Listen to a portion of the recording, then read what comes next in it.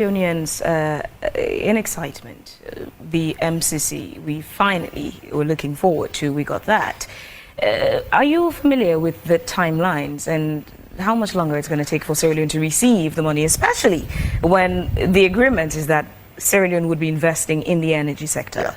So let me say a couple of things. First, the way the MCC process works is that the money will ultimately be made available for projects here in Sierra Leone. We don't write a check and hand it over to the Sierra Leonean government. There'll be a joint implementation unit that's set up that makes the contracting decisions, awards the contracts for the work that needs to be, that's been agreed to be done under the compact, oversees that. The checks go to the contractors who are carrying out the work. So I think that's an important distinction to make. But in terms of timelines, the board has approved the compact. The board now has to notify our Congress of their intent to sign the compact.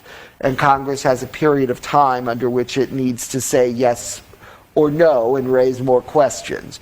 So we're just at the start of that process. Now that process normally goes relatively quickly. In some cases, Congress has more questions, and I can't predict what Congress will ask or want information on. They have signaled that they wanted very much to see the final report. They've signaled they want to see progress on implementation of the final report of the Election Commission before Congress will say yes to the signature. So we are in the process of notifying them, and we'll see how long Congress decides it wants to take to deliberate over this and ultimately give permission. My hope is that we can close this out certainly as quickly as possible, because I do think Sierra Leone needs the resources, but at the same time, I do think it's important that we have some balance here and we make sure that that report isn't just put on a shelf. So we're going to be looking very carefully to see what happens over the next few weeks in terms of decisions on implementation. Once the compact is signed, there is what they call a pre-implementation period. The government, as you will see when the compact is signed, has agreed to do a number of things that we will help them with that lay the groundwork for the project to be successful. Things like the reform of EDSA, which is going to be absolutely critical for anything in the energy space. There's a number of other things that have to be done in terms of environmental impact studies and other things before we can get to the contracting. Normally, that process, depending on how extensive it is and how quickly the government moves, can take between 6 months and a year before the ground is actually broken on the work. That can be accelerated some, depending on how quickly things can be done and the preconditions can be met. But that's the normal time frame. And then, of course, MCC is a 5-year implementation. So from the point where we begin implementation, there's a 5-year period in which all work needs to be completed. Now, as you know, when you're dealing with large construction projects, those first few years, you don't see quite as much as in the last few years, simply because of how construction works. You have to do the architectural designs, you have to do a lot of the preparation of the ground, so it does take more time before you see the big works coming online. But I would say you're probably looking at having it entirely done within about a 6-year time frame, but you should begin to see some parts of it completed much sooner than that, some as early as year 2 or year 3 of the implementation. For quick clarification, so we probably may not misquote or misinterpret what you said. You said to observe that the report, the recommendations are not put on a shelf. Does this mean the actions of the MCC going forward on when we start getting access to the money depend on the actions the government would be taking in regards to the recommendations put forward by the Tripartite Committee? That is certainly what our Congress has signaled to us in preliminary consultations, is that they want to see progress towards implementation of the report. Now, they've not defined what that progress looks like. I wouldn't want to put words in the mouth of my congressional colleagues, since they're an independent branch of government. But they have signaled that they will want to see implementation of the report going forward. All right. To the report itself now, the MCC itself, that Yes. we're looking forward to still as a country with excitement.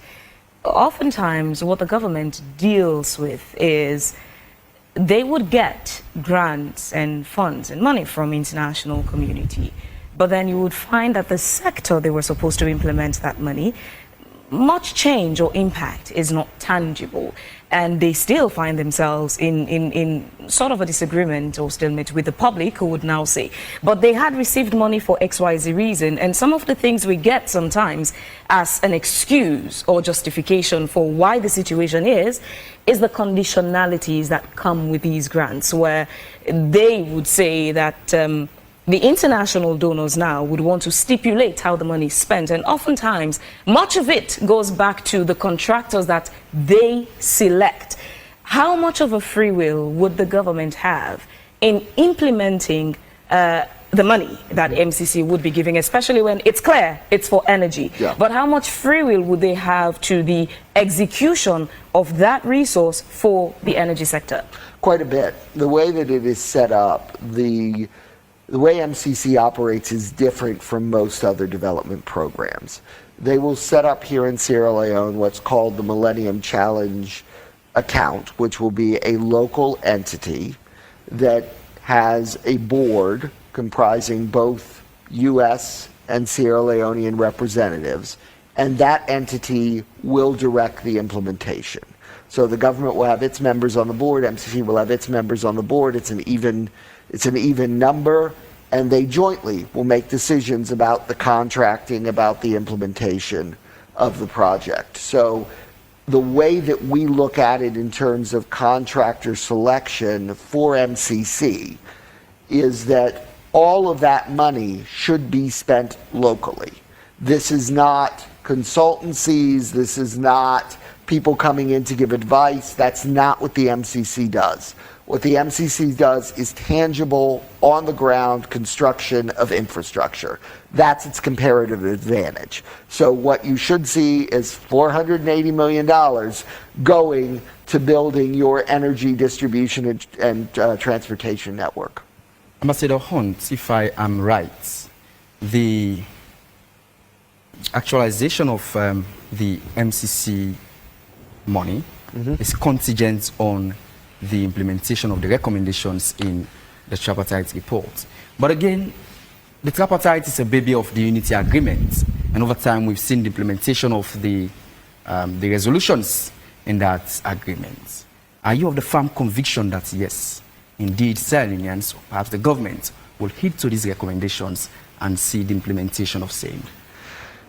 So I obviously do not have a crystal ball, or at least I didn't consult it this morning before coming in. What I would say is that the U.S. government takes what the Sierra Leonean parties tell us at their word until it is shown otherwise. So we have been told by both the government and the APC that they intend to fully implement this report.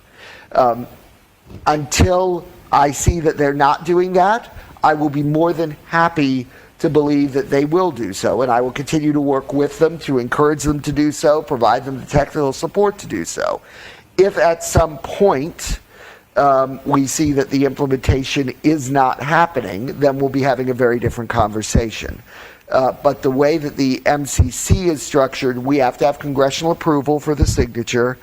Congress has signaled they want to see implementation.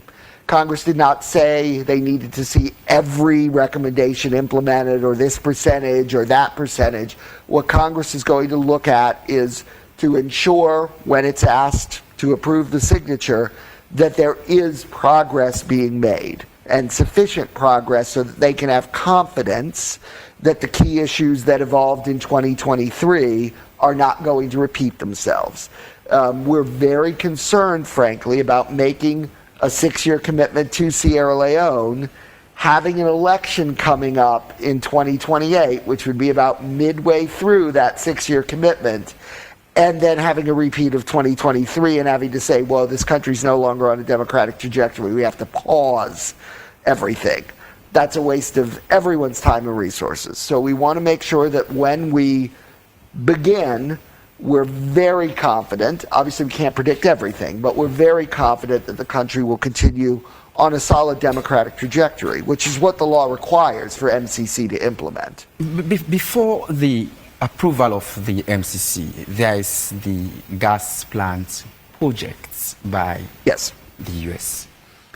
Many Sierra Leoneans are misunderstanding the two as we speak, taking into account the bidding process for the former, I mean the gas plants project. Many are thinking it's the dues of the MCC that is currently dripping on the gas plants project. So how will you delink the two? Yeah, so they're two completely separate things, two completely different U.S. government agencies that are involved, different sets of U.S. government funds. They do not overlap. The 480 is spent by the Millennium Challenge Corporation on the distribution and transportation network of energy per the compact. The 410 million is from the U.S. Development Finance Corporation, and that is going to the private sector that is developing the gas project. So that is not a government project, that's entirely private sector driven. What the Development Finance Corporation has done is essentially serve as the bank to the private sector to finance and to provide investment insurance guarantees for that project. So it's different money, different purpose, different entity that's receiving the money, but it will have also a tremendous impact on the generation of power here in Sierra Leone, which, as we all know, is a very serious problem right now.